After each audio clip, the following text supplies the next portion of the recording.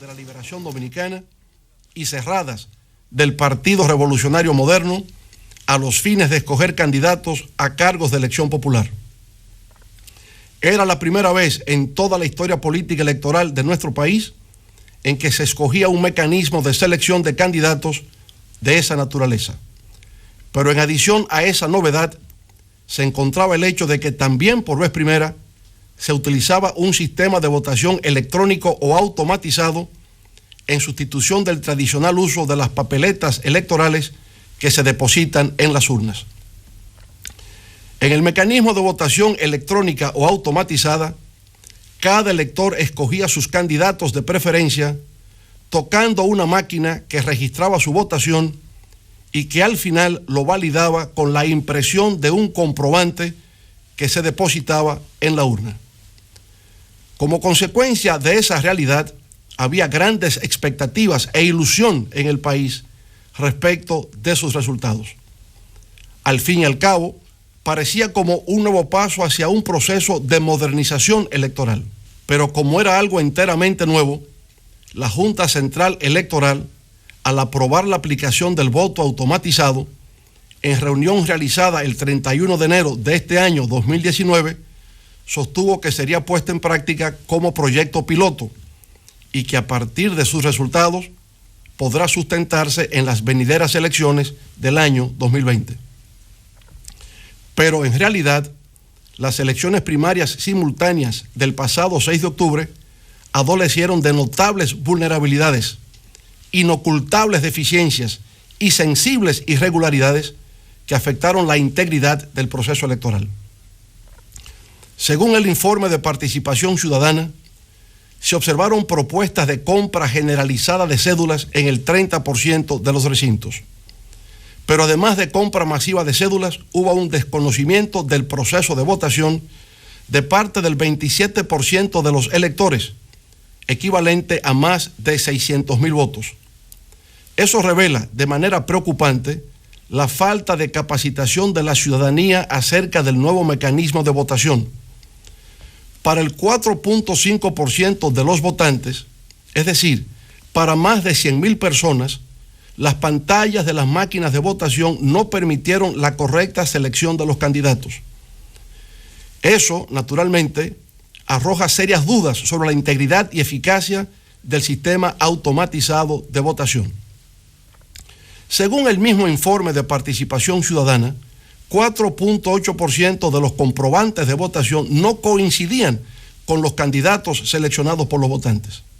Eso representó el equivalente a cerca de 110,000 electores.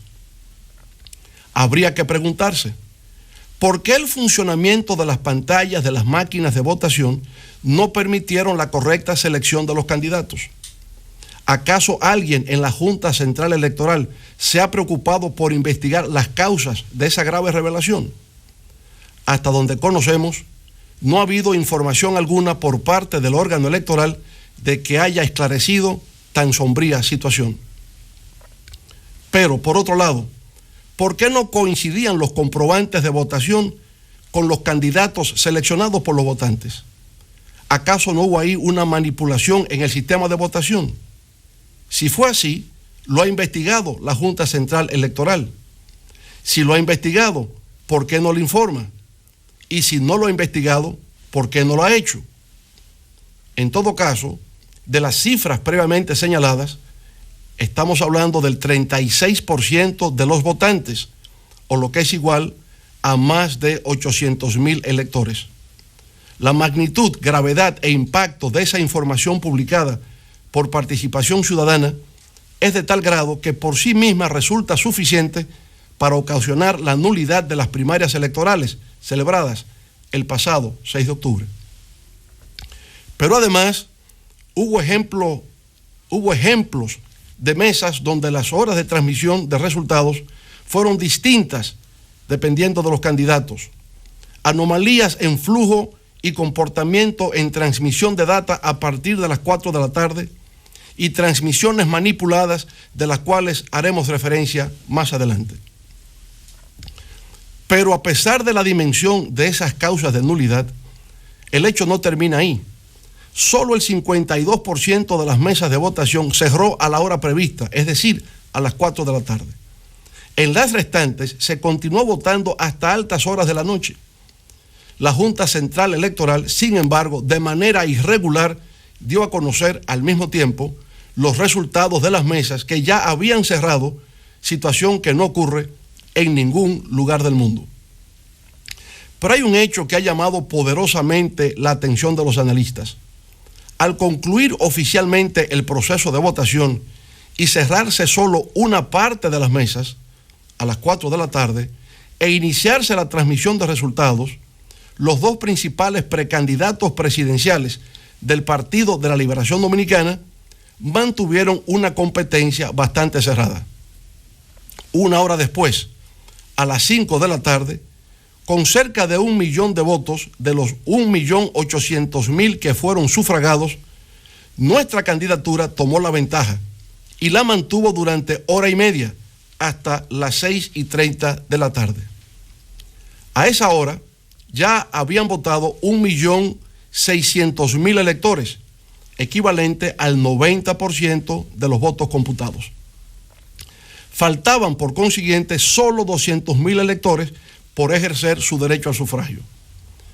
En un informe elaborado por el doctor Irfan Nuruddin, especialista en teoría de probabilidades y estadísticas electorales de la prestigiosa Universidad de Georgetown en Washington, D.C., y autor del libro Elections in Hard Times, Elecciones en tiempos difíciles, se presenta un marcado contraste en las pasadas elecciones primarias abiertas del PLD entre los resultados obtenidos hasta las 6:30 de la tarde, con el 90% de los votos computados, y lo acontecido con el restante 10% de los votos por computar. Según el análisis del profesor Nuruddin, es como si dos elecciones separadas habrían tenido lugar.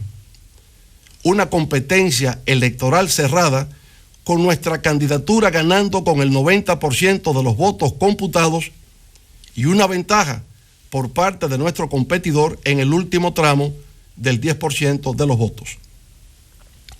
De acuerdo con la investigación del profesor de la Universidad de Georgetown, esta fue una elección cerrada en la cual la mayoría de mesas electorales reflejaron un resultado cercano al 50% para cada uno de los candidatos. Sin embargo, el estudio revela que el precandidato opositor recibió más del 65% de los votos de manera predominante en mesas electorales que cerraron después de las 6:30 de la tarde, 2 horas y media después de haberse concluido oficialmente el proceso de votación. Esas ventajas en esas mesas, que el analista califica como de dominantes, las cuales cerraron a las 6:30 de la tarde, fueron las que otorgaron el improbable cambio de tendencia que permitió el resultado final. De igual manera, en el informe se hace la observación de que hubo una concentración geográfica en una serie de provincias del sur, donde los recintos electorales cerraron tarde. Entre esas provincias se encuentran las de Pedernales, Independencia, San Juan, Bauruco, Azua, Barahona y Elías Piña. El informe en cuestión concluye indicando que el cambio brusco de tendencia operado fue inusual, levantando serias dudas sobre la posibilidad de que ese cambio de tendencia ocurriese de manera natural. Desde el punto de vista científico, ese tipo de variación de tendencias, con el 90% de los votos computados, resulta altamente cuestionable. Así lo considera de igual manera José Lois Malcún, quien fuera profesor de estadísticas de la Universidad Autónoma de Santo Domingo, en un artículo publicado en el periódico Hoy bajo el título de Fraude o Milagro. Ese artículo empieza diciendo que, citamos, lo que pasó después de haberse computado el 85% de las mesas electorales fue un fraude o un milagro. Estadísticamente hablando y revisando procesos electorales en otros países, después de computar más del 60% de las mesas, la tendencia del 40% restante prácticamente sigue siendo la misma. Y si lo cambia, lo hace en menos de un 0.5% de los votos, termina la cita. El profesor Malkoun continúa diciendo, abro comillas, pero ¿qué resultados vimos faltando apenas el 15% de las mesas por computar? Que la tendencia cambió radicalmente a favor del candidato que perdía por 0.8% y que terminó superando en la recta final con más del 1% al que estaba ganando. O sea, una variación de casi 2% en solo un 15% de las mesas restantes, terminan las comillas. Finalmente, el profesor Malkoun afirma, abro comillas de nuevo, estadísticamente hablando, los resultados de las últimas 1.110 mesas fueron muy diferentes a las primeras 6.268 mesas computadas y eso es difícil de aceptar científicamente, cierre de comillas. Si tanto los profesores especialistas en estadísticas, Irfan Nuruddin y José Lois Malkoun, coinciden en que lo ocurrido no es posible desde una perspectiva científica, entonces, ¿cómo poder explicar lo sucedido? Para poner en contexto la naturaleza de este absurdo, debemos partir de la premisa de que este fue un proceso que, de acuerdo con las disposiciones de la Junta Central Electoral, debió de haber tenido lugar entre las 8 de la mañana y las 4 de la tarde, para un periodo total de 8 horas de votación, lo cual equivale a 480 minutos. En consecuencia, para que una mesa de votación generase 400 votos, debió producirse el escenario en el cual dicha mesa se mantuviese de manera permanente y sin pausa alguna, emitiendo un voto por cada minuto durante las 8 horas completas del proceso electoral. ¿Es eso humanamente posible? Creemos que no. Pero esa situación, de todas maneras, se presentó en 175 mesas, en las cuales se produjeron 99.353 votos. De esa cantidad, 56.554, que representan un 56.92%, fueron a favor de nuestro contrincante y solo 40.267 votos, equivalentes a un 40.52%, a favor de nuestra precandidatura. A pesar, insisto, de la imposibilidad humana de lo que estamos hablando, eso incluso resultó hasta poco, pues hubo casos extremos en que se presentaron por lo menos 20 mesas de votación en lugares distantes de la región sur, en las que se emitieron hasta 835 votos.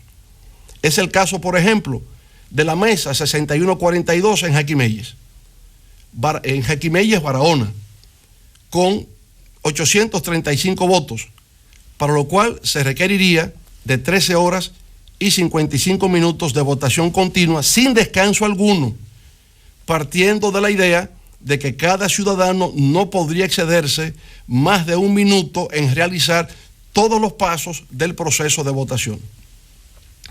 De haber sido así, habría que considerar que sin experiencia previa de votación automatizada, Jaquimelles se convirtió en un caso único, singular, de eficiencia sobrehumana en la realización del certamen electoral. Pero igual puede decirse de la mesa 5590 en Buechío, provincia de San Juan, con 800 votos, que habría necesitado 13 horas y 20 minutos de votación continua sin tregua alguna. De la mesa 5825 en El Peñón, Barahona, con 798 votos. En la 5006 en Jimaní, con 790 votos. La 5638 en Mella, Independencia, con 741 votos. Las números 1587, 1590 y 1591, todas en Para las Casas, Asua, con 695, 631 y 715 votos, respectivamente. Llama la atención de que, a pesar de que el promedio de votación a nivel nacional solo alcanzó el 25%, en estas regiones del sur, de manera extraña y sospechosa, se colocó por encima del 70%. A esto habría que añadir que la mayor parte de esa votación se produjo desde las 6:30 de la tarde hasta cerca de las 2 de la madrugada del día siguiente, cuando el proceso de votación se había cerrado desde las 4 de la tarde. ¿Cómo es posible que un proceso electoral que debió durar 8 horas presente este absurdo? Resulta razonable inferir que al momento del cierre de la votación se permitiera votar a los ciudadanos que se encontraban en fila. Sin embargo, no resulta comprensible que todavía a las 7 de la noche, 3 horas después de concluidas las votaciones, hubiesen más de 700 mesas abiertas, la gran mayoría de ellas ubicadas en zonas remotas de la región sur del país. Más aún, ¿cómo puede explicarse que al momento del cierre de votación en esas mesas estuviesen en fila entre 320 a 640 personas? ¿Cómo resulta posible que todas esas personas que estaban en fila votaron todas en un tiempo exacto de 1 minuto y que hicieran esto de forma ininterrumpida durante 3 a 8 horas consecutivas? Igualmente resulta fuera de toda comprensión que pasada la medianoche, es decir, 8 horas después del cierre, todavía hubiesen mesas electorales abiertas registrando de manera irracional y absurda porcentajes de votación por encima del 90 y 95% a favor del precandidato del gobierno. De las 127 mesas con 500 o más votos, el precandidato del gobierno aparece con mayoría en el 70% de las mismas. Sin embargo, en las restantes 7.200 mesas, con menos de 500 votos, solo pudo obtener mayoría en el 45% de las mismas. Siguiendo las tesis de los profesores Nuruddin y Malkoun, ese comportamiento electoral no sigue ningún patrón estadístico y por consiguiente una muestra de que la mayoría de las mesas con más de 500 votos fueron manipuladas. Hasta la fecha, nuestro equipo técnico ha detectado la manipulación de 671 mesas, las cuales representan 707.390 electores. Todos esos son datos adicionales a los de participación ciudadana para que la Junta Central Electoral hubiese declarado la nulidad a nivel presidencial del pasado certamen de primarias abiertas del Partido de la Liberación Dominicana. Señoras y señores, para la transmisión de los resultados electorales de las 7.372 mesas en las que se ejerció el derecho al voto, la Junta Central Electoral tomó la decisión de utilizar 2 vías o mecanismos de transmisión. Uno era a través de un módem USB grande, es decir, un dispositivo que codifica información para ser transmitidas sobre un medio particular. Ese módem transmitía únicamente la información del boletín cero y la información final, cuando todas las actas de las distintas mesas hubiesen sido generadas. Ese sería llamado fuente U, que fue el que todos debieron de utilizar, al menos que se hubiese presentado problemas de conectividad. En caso de problemas, de manera excepcional, se habría de utilizar una segunda vía de comunicación a través del código QR, que es un código de respuesta rápida que contiene información, la cual puede ser capturada a través de teléfonos móviles y cámaras fotográficas. A través de dicho código, que sería identificado como fuente Q, se escanearían las actas de votación. El 88% de las mesas, unas 6.498, se transmitieron por el sistema de fuente U y las restantes 875, es decir, el 12% de las mismas, equivalentes a 214.563 votos con el sistema de fuente Q. ¿Qué revela esto? Revela que si la fuente Q era para ser utilizada excepcionalmente en caso de dificultades, es evidente que se presentaron incidentes en una mayor cantidad de lo previsto, haciendo más vulnerable el sistema. Las elecciones primarias abiertas del PLD, realizadas el pasado domingo 6 de octubre, implicaron un cambio de mecanismo en el sistema de votación al pasar de un modelo de boleta de papel que se marca manualmente y se deposita en la urna a otro de tipo electrónico o automatizado. Para la realización de este último tipo de votación, una organización de prestigio como Idea Internacional ofrece 11 recomendaciones para la ejecución de una buena práctica que garantice la seguridad, transparencia y confiabilidad de este tipo de sistemas. Dentro de las 11 recomendaciones claves para la introducción del voto electrónico que sugiere Idea Internacional, podemos resaltar la número 6 que dice así, citamos: los sistemas de voto electrónico deben ser certificados por una agencia independiente y las auditorías deben realizarse a lo largo del proceso para permitir una confirmación independiente de los resultados producidos. Las certificaciones y auditorías son medidas importantes para la generación de confianza y deben ser transparentes, permitiendo que las partes interesadas tengan acceso a los procedimientos y documentación relacionada, termina la cita. La razón de todo esto radica en que, según la recomendación número 2 del organismo internacional, el voto electrónico está todavía en proceso de evolución. De manera más precisa, según Idea Internacional, comillas, en la actualidad, ninguno de los sistemas disponibles es perfecto y tampoco existe un consenso respecto de cómo sería un sistema perfecto. Termina la cita. En la República Dominicana, todo parece indicar que nuestras autoridades electorales, a pesar de su experiencia y capacidad, interpretaron al revés las recomendaciones de Idea Internacional para tener un sistema seguro, confiable y transparente de voto automatizado o electrónico. Esto así, en razón de que para realizar la puesta en ejecución del nuevo mecanismo electoral de voto automatizado, era imprescindible que los magistrados integrantes de la Junta Central Electoral tomaran en consideración un conjunto de medidas orientadas a garantizar la seguridad y transparencia de dicho mecanismo electoral.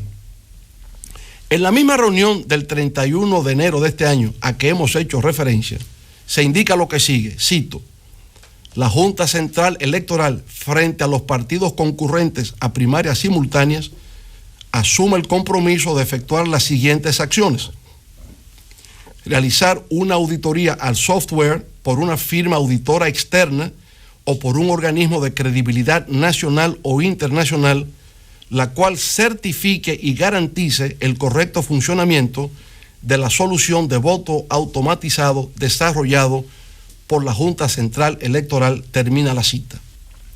En adición a ese compromiso, la Junta Central Electoral asumió la obligación de garantizar la realización de una auditoría de comprobación del kit, es decir, de todos los equipos que se utilizarían en el proceso de votación, en forma de muestreo durante la logística de preparación de los equipos en las líneas de producción, así como de permitir a los partidos políticos la realización de auditorías a las urnas de votación, es decir, los votos emitidos el día de las primarias, luego de concluido el proceso de escrutinio a la muestra de los colegios seleccionados de forma aleatoria durante el proceso de embalaje de los equipos.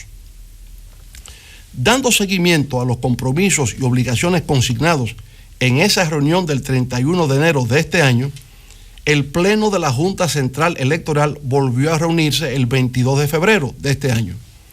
En esa nueva reunión, el Pleno de la Junta Central Electoral decidió, cito, la contratación de una empresa auditora de renombre internacional a los fines de realizar una auditoría técnica al software desarrollado por la Junta Central Electoral. Termina la cita. Sin embargo, la auditoría técnica al código fuente del software y a los equipos, el hardware, que iban a ser utilizados en la jornada electoral del pasado 6 de octubre, no fue realizada. Es ahí, precisamente ahí, donde radica el pecado original de todo lo acontecido en las elecciones primarias abiertas del PLD el pasado 6 de octubre, en no haberse realizado esa auditoría técnica al código fuente del software y a los equipos a ser utilizados en el proceso comicial. ¿Por qué no se hizo la auditoría técnica al código fuente del software y a los equipos a ser utilizados en el proceso comicial, puesto que sin eso no era posible realizar el certamen? De acuerdo con la propia Junta Central Electoral, porque el gobierno no aportó los recursos necesarios en el tiempo requerido para hacerlo. Estaba consciente el gobierno que sin esa auditoría técnica no había seguridad, transparencia ni confiabilidad en el proceso.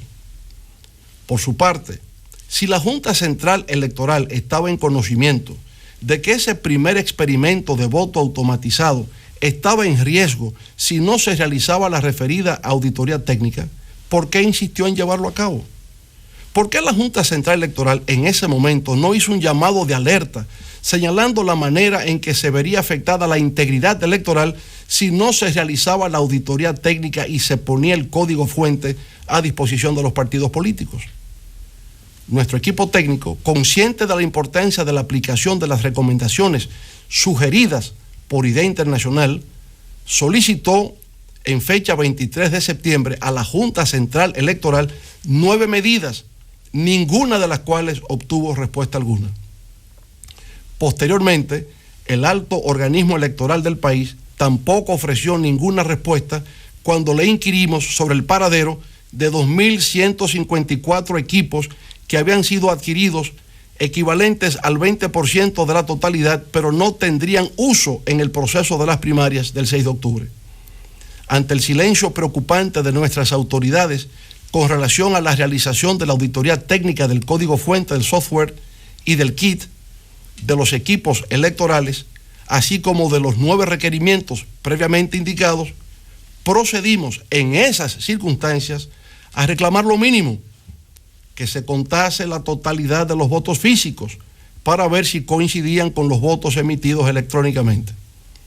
En declaración de prensa, el presidente del órgano electoral rechazó esa medida, indicando que su realización tomaría por lo menos 3 meses, lo cual generaría caos.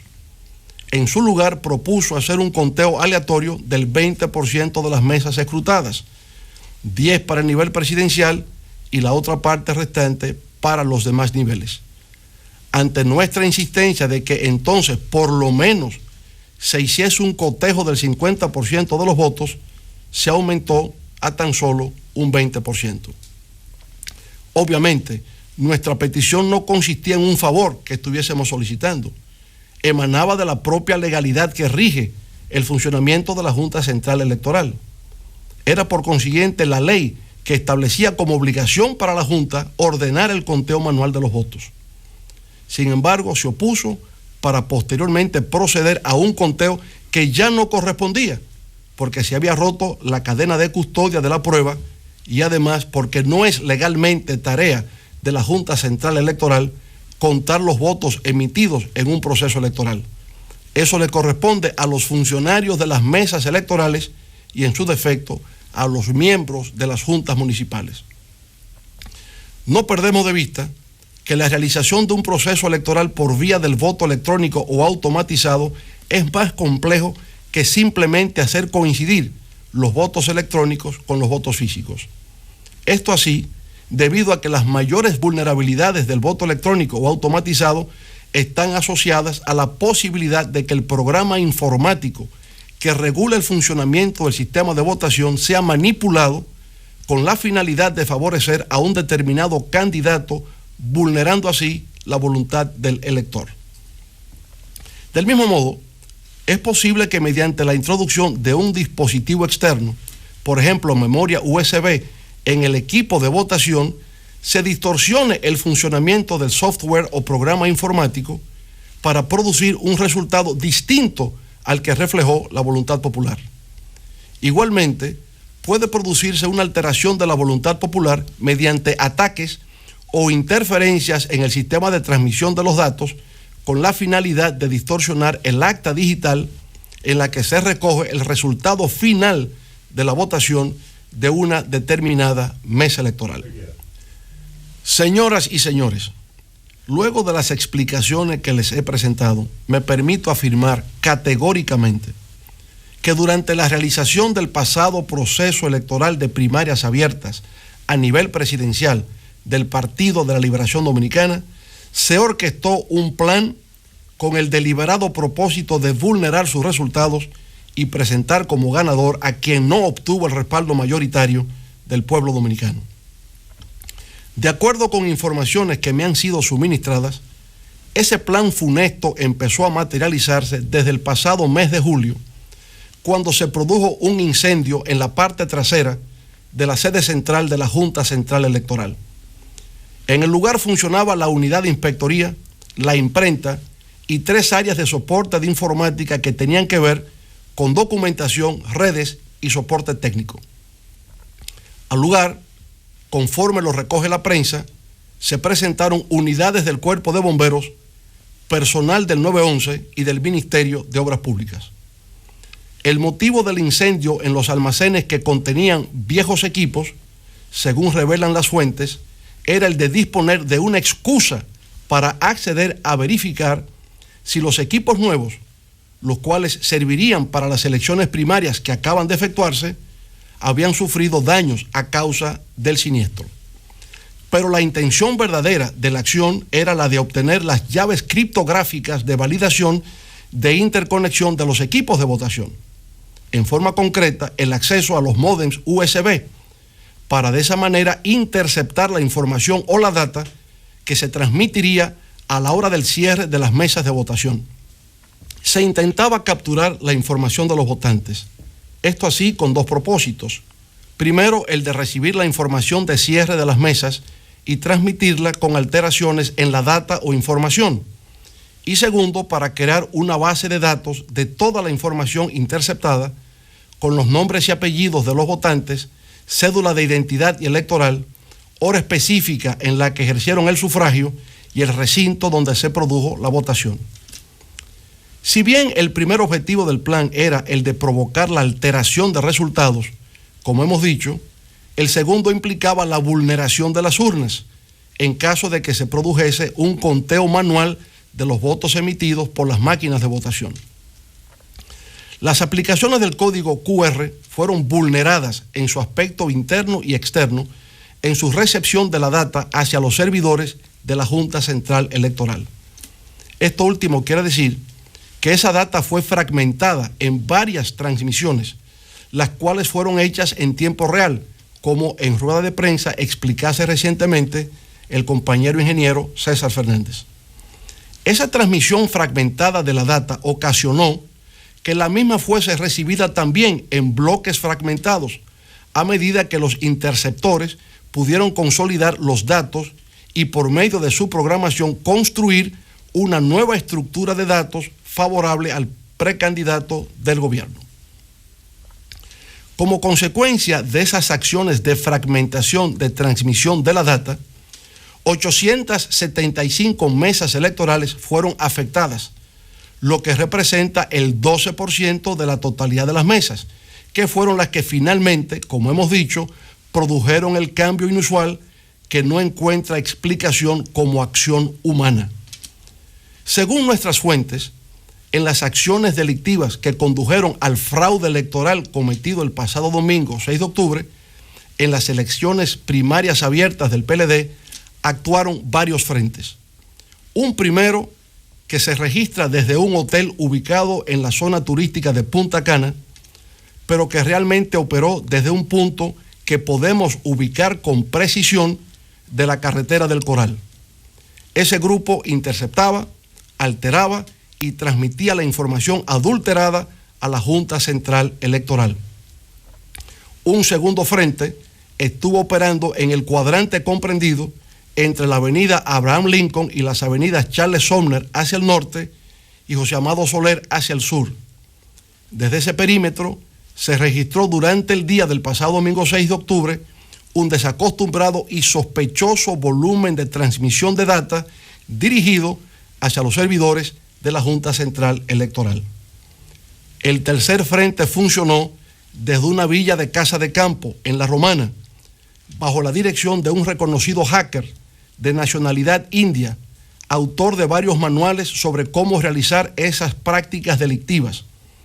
Conocemos con precisión el lugar exacto desde donde se perpetró este hecho y la identidad precisa de este siniestro personaje, así como de sus socios en la República Dominicana, y estamos dispuestos a revelar sus nombres a quienes vayan a realizar la auditoría técnico-forense con acompañamiento de los Estados Unidos, la Unión Europea y la Organización de Estados Americanos, OEA, a los fines de que sean investigados, establecer sus responsabilidades y conducirlos a la justicia. A pesar de nosotros haber solicitado al Tribunal Superior Electoral una suspensión del conteo de los votos hasta tanto la Junta Central Electoral lleve a cabo la auditoría técnico-forense que por escrito le hemos solicitado, el órgano electoral procedió, sin embargo, al cómputo final de los votos y a la proclamación del precandidato del gobierno como ganador de los comicios abiertos del pasado 6 de octubre. Eso, a nuestro juicio, constituye un error. Esa acción ha creado la impresión de que se quería poner fin rápidamente a todo cuestionamiento de lo que aconteció en el proceso electoral del pasado domingo 6 de octubre. Pero ha sido un error, además, por haberse realizado sin que previamente se haya conocido de la auditoría técnico-forense que hemos solicitado. Ha pasado una semana desde que ese crimen ocurrió. Cada día que transcurre representa una oportunidad para continuar borrando las huellas de ese hecho delictivo. Nuestra lucha no es por una candidatura presidencial. Nuestra lucha es por devolverle dignidad a la política. Es por el fortalecimiento de nuestras instituciones. Es por la consolidación del Estado de Derecho. Es por el respeto a la Constitución. Nuestra lucha es, sobre todo, por la supervivencia de la democracia en la República Dominicana. Convoco para mañana lunes, 14 de octubre, a todos los hombres y mujeres patriotas que así lo deseen, a acudir a una manifestación pacífica ante la Junta Central Electoral para exigir que se investigue a plenitud e inmediatamente este crimen bochornoso que ha enlutado a la República y ha indignado a la inmensa mayoría del pueblo dominicano. Será en el transcurso de los próximos días cuando haré referencia a la situación que actualmente concierne al Partido de la Liberación Dominicana. Muchas gracias.